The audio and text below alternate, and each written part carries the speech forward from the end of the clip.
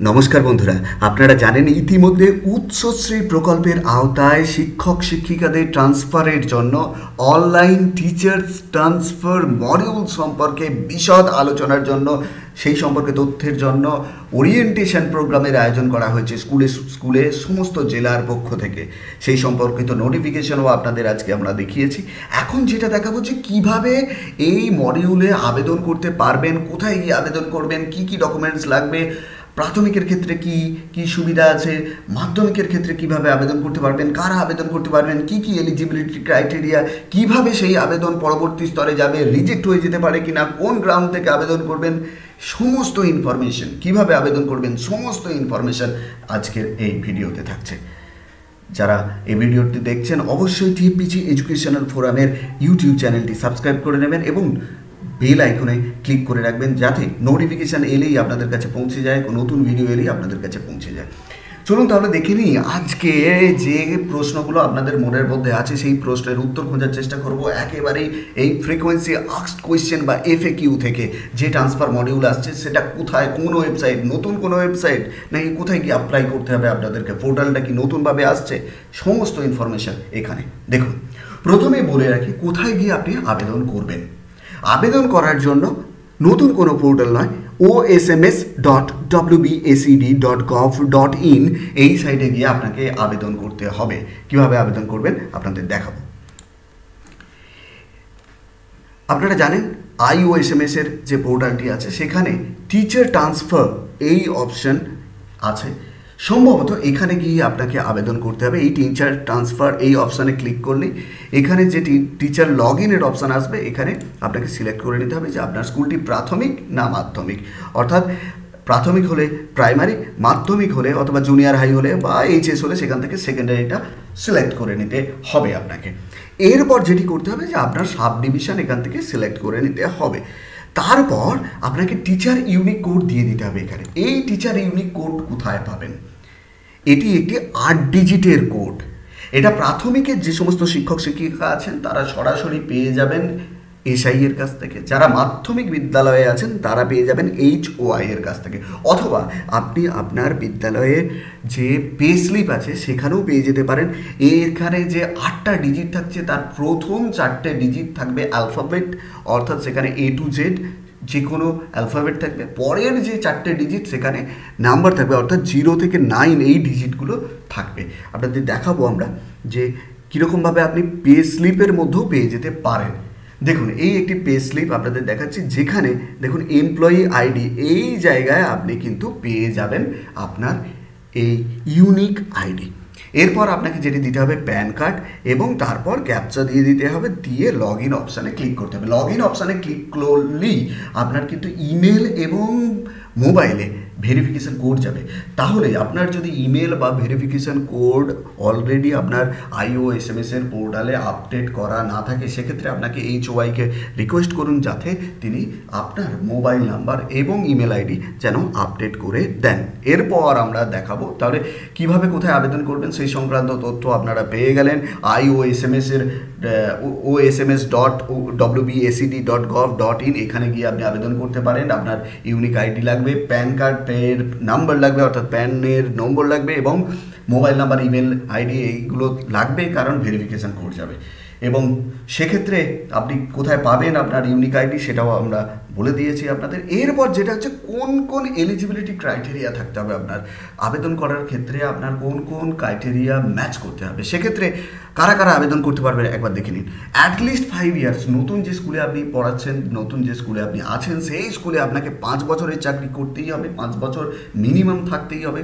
এরপর যেটা দ্বিতীয় গ্রাউন্ড সেটা হচ্ছে 59 বছরের মধ্যে কিন্তু আপনার বয়স হতে হবে। 59 পেরিয়ে গেছে আর আপনি আবেদন করতে পারবেন না, অথবা আপনার ক্ষেত্রে সাসপেনশন, ডিপি বা জুডিশিয়াল প্রসিডিংস অথবা ফিনান্সিয়াল ইরেগুলারিটির যদি কোনো রকম অভিযোগ থাকে সেক্ষেত্রে কিন্তু আপনি আবেদন করতে পারবেন না। অর্থাৎ এইগুলোর মধ্যে যদি আপনি এই সময় থাকেন, অর্থাৎ আপনার নামে সাসপেনশন চলছে অথবা ডিপি চলছে অথবা জুডিশিয়াল প্রসিডিংস চলছে অথবা ফিনান্সিয়াল ইরেগুলারিটির অভিযোগ চলছে, সেক্ষেত্রে কিন্তু আপনি আবেদন করতে পারবেন না। এবং কোন ক্ষেত্রে আবেদন করতে পারবেন না? আর আবেদন করতে পারবেন না আপনার পূর্ববর্তী ট্রান্সফারের আবেদনটা যদি রিফিউজড হয়ে থাকে উইদিন 7 ইয়ার্স, অর্থাৎ 7 বছরের মধ্যে আপনার আগের আবেদন খারিজ হয়ে গেছে, সেই লকিং পিরিয়ডের মধ্যে কিন্তু আপনি আর আবেদন করতে পারবেন না। এবং প্রাথমিকের ক্ষেত্রে যদি আপনি নিজের সার্কেল, যে সার্কেলে আছেন সেই সার্কেলের মধ্যেই ট্রান্সফার চান, সেক্ষেত্রে হবে না।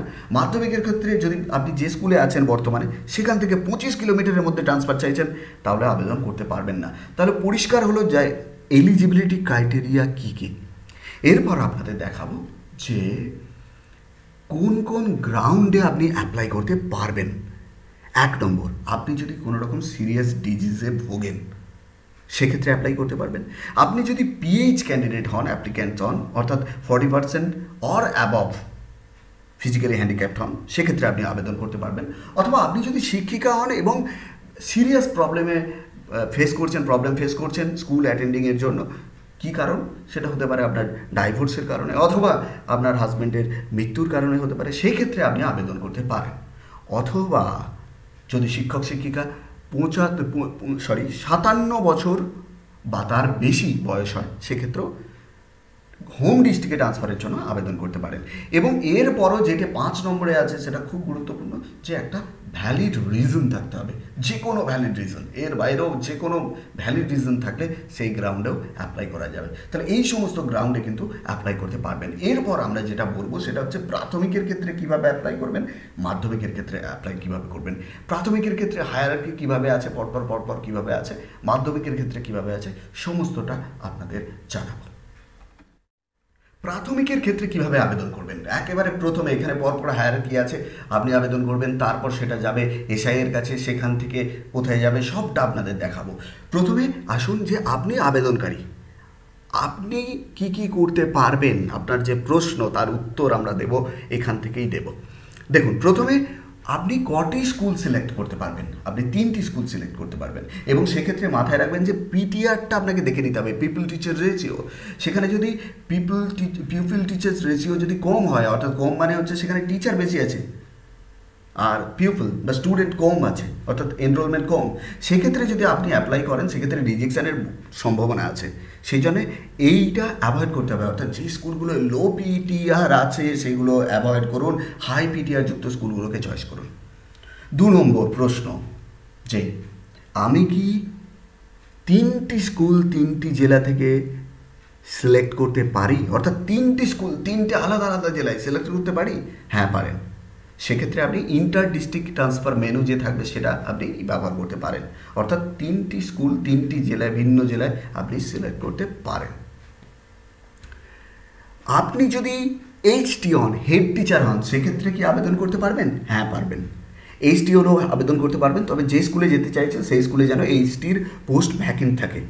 আপনি যদি টিআইসি হন, সেক্ষেত্রে কি আপনি ট্রান্সফারের জন্য অ্যাপ্লাই করতে পারবেন? হ্যাঁ, অবশ্যই পারবেন, তবে যে স্কুলে যেতে চাইছেন সেই স্কুলে টিআইসির পোস্ট নয়, এটির পোস্ট, অ্যাসিস্ট্যান্ট টিচারের পোস্ট ফাঁকা আছে কিনা খোঁজ নিন। আচ্ছা, আমি কি মিউচুয়াল ট্রান্সফারের জন্য এই অনলাইনে আবেদন করতে পারি? অবশ্যই পারবেন। সেক্ষেত্রে মিউচুয়াল ট্রান্সফার ম্যানেজমেন্ট মেনু আছে, সেটা ব্যবহার করুন। আমি কি আমার এই যে আবেদন করলাম, কি হলো না হলো, কোথায় গেল না গেল, রিজেক্ট হলো কিনা, এই সমস্ত বিষয়ে বা কতদূর প্রসেসিং হলো, আমি কি আপডেটেড স্ট্যাটাসটা জানতে পারবো? অবশ্যই পারবেন, অবশ্যই পারবেন। এই সংক্রান্ত তথ্য কিন্তু ওখানে থাকবে, আপডেটেড স্ট্যাটাস থাকবে, অ্যাভেলেবেল হবে। আচ্ছা, আমি আমার এই যে অ্যাপ্লিকেশন করলাম সেটি কি কোনো কারণে বাতিল হতে পারে? অবশ্যই হতে পারে, বাতিল হতে পারে, চান্স আছে। সেখানে যদি আপনার এলিজিবিলিটি ক্রাইটেরিয়া ম্যাচ করে না করে, যদি ট্রান্সফার গ্রাউন্ড যেগুলো দেখাচ্ছেন আপনি সেটা যদি ঠিকঠাক না থাকে, সেক্ষেত্রে কিন্তু আপনার অ্যাপ্লিকেশনটি রিজেক্ট হতে পারে। আমার পরবর্তী হায়ার অথরিটিকে, মানে আমি যে অ্যাপ্লিকেশানটা করলাম সেটা কার কাছে যাবে? যাবে সার্কেল এসআই এর কাছে, অর্থাৎ এসআই অফিসে যাবে আপনার এই অ্যাপ্লিকেশন। আপনি যখনই অ্যাপ্লিকেশন করবেন অনলাইনে, আপনার পরবর্তী হায়ার অথরিটি হলেন এসআই। আমাকে কোন কোন ডকুমেন্টস আপলোড করতে হবে, এরপর আপনাকে জানতে হবে যে কোন কোন ডকুমেন্টস আপনাকে এখানে প্রোভাইড করতে হবে অনলাইনে অ্যাপ্লিকেশনের সময়। সেক্ষেত্রে আপনি যে গ্রাউন্ডে ট্রান্সফার চাইছেন, অর্থাৎ মেডিকেল গ্রাউন্ড অথবা পিএইচ অথবা যে কোনো গ্রাউন্ড, যে গ্রাউন্ডগুলোর উল্লেখ আগেই করেছি, সেই সংক্রান্ত ডকুমেন্টস আপনাকে জমা দিতে হবে। 2 নম্বর হচ্ছে, আপনি যদি শিক্ষিকা হন সেক্ষেত্রে আপনি সন্তানের বার্থ সার্টিফিকেট যেটা আছে সেটা দিয়েও আবেদন করতে পারেন, সেটা আপনাকে দিয়ে দিতে হবে। এবং আপনি যদি 5 বছরের আগে যদি কোনো ট্রান্সফার নিয়ে থাকেন, সেই প্রিভিয়াস ট্রান্সফার অর্ডারটিও দিয়ে দিতে হবে। এবং তা সাপোর্টিং যে সমস্ত ডকুমেন্টস আছে, সমস্ত ডকুমেন্টসগুলো জেপিজি অথবা পিডিএফ ফরম্যাটে 200 কেবির মধ্যে সেই এক একটা ফরম্যাট, এক একটা ডকুমেন্টস হবে, সেই ডকুমেন্টস কিন্তু আপলোড করতে হবে। এবং ডিস্টেন্স সাপোর্টিং ডকুমেন্ট অবশ্যই দিতে হবে, ডিস্টেন্সের সাপোর্টিং ডকুমেন্টস দিতে হবে। অর্থাৎ 4টে ডকুমেন্টসের কথা আমরা এখানে বললাম, যে ট্রান্সফার যে গ্রাউন্ডে নিচ্ছেন সেই গ্রাউন্ডের সাপোর্টিং ডকুমেন্টস, বাচ্চা যদি থাকে সন্তানের বার্থ সার্টিফিকেট, মহিলাদের ক্ষেত্রে, ফিমেল টিচার্সদের ক্ষেত্রে, এবং প্রিভিয়াস ট্রান্সফার অর্ডার যদি থাকে, 5 বছর আগে যদি কোনো ট্রান্সফার নিয়ে থাকেন সেটা, এবং ডিস্টেন্স সাপোর্টিং ডকুমেন্টস, এইগুলো কিন্তু আপলোড করতে হবে প্রাথমিকের ক্ষেত্রে। কিন্তু এরপর প্রাথমিকের ক্ষেত্রে এসআই লেভেলে কী কাজ হবে, কোন ডকুমেন্টসগুলো চেক করবেন, এসআই কোন বিষয়গুলো চেক করবেন, অবশ্যই এসআই এর পর কিন্তু সেটা চলে যাবে ডিপিএসসিতে। ডিপিএসসিতে যাওয়ার আগে এসআই যেগুলো ভেরিফিকেশান করবেন সেটা হচ্ছে 11 পয়েন্টে ইয়েস অর নো থাকবে, সেখানে আপনার যে প্রেজেন্ট স্কুল আছে তার স্ট্যাটাস ভেরিফিকেশান করবেন, অর্থাৎ সারপ্লাস না ডেফিসিট অফ টিচার সেটা দেখবেন।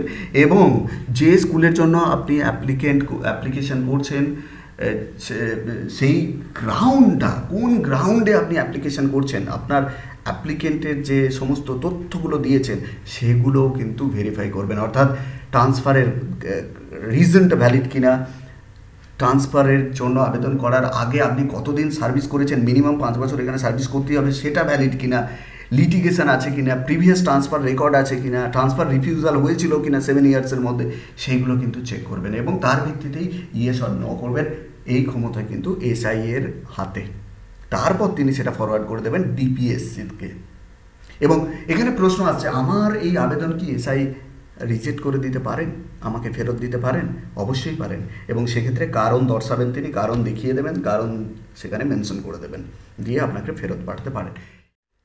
এবার চলুন দেখে নিই যে ডিপিএসসি লেভেলে কী কাজ হবে প্রাথমিক শিক্ষকদের জন্য। সেক্ষেত্রে ডিপিএসসিতে কত ধরনের ট্রান্সফার হতে পারে? ডিপিএসসিতে 2 ধরনের ট্রান্সফার হতে পারে, এক হচ্ছে ইন্টার ডিস্ট্রিক্ট ট্রান্সফার এবং ইন্টার ডিস্ট্রিক্ট ট্রান্সফার, অর্থাৎ জেলার মধ্যে অথবা এক জেলা থেকে অন্য জেলায়। Transfer request to other district or transfer request within the district. এক্ষেত্রে ডিপিএসসির কাজ কী, ডিপিএসসি কী করবেন? ডিপিএসসি 12 পয়েন্টসে ইয়েস অর নো ফরম্যাট আছে, সেটার ভিত্তিতে সেখানে ইয়েস অথবা নো সেই করে ফরওয়ার্ড করে দেবেন হায়ার অথরিটিকে। এবং সেক্ষেত্রে একই রকমভাবে স্কুলের স্ট্যাটাস চেক করবেন এবং অ্যাপ্লিক্যান্ট যিনি আছেন তিনি যে সমস্ত বিষয়গুলো দিয়েছেন, অর্থাৎ valid transfer reason, length of service, litigation অথবা previous transfer record, transfer refusal, এগুলো কিন্তু দেখবেন একই বিষয়, সেগুলো কিন্তু এখানেও দেখা হবে। এসআই লেভেলে যেগুলো দেখা হয়েছে ডিপিএসসি লেভেলেও সেগুলো দেখা হবে। এবং এক্ষেত্রে ডিপিএসসিকে কি কোনো ডকুমেন্টস আপলোড করতে হবে? হ্যাঁ, আপলোড করতে হবে। যদি মেডিকেল গ্রাউন্ডে ট্রান্সফার হয় সেক্ষেত্রে CMOH এর সার্টিফিকেট কিন্তু আপলোড করতে হবে। এরপর কি হবে?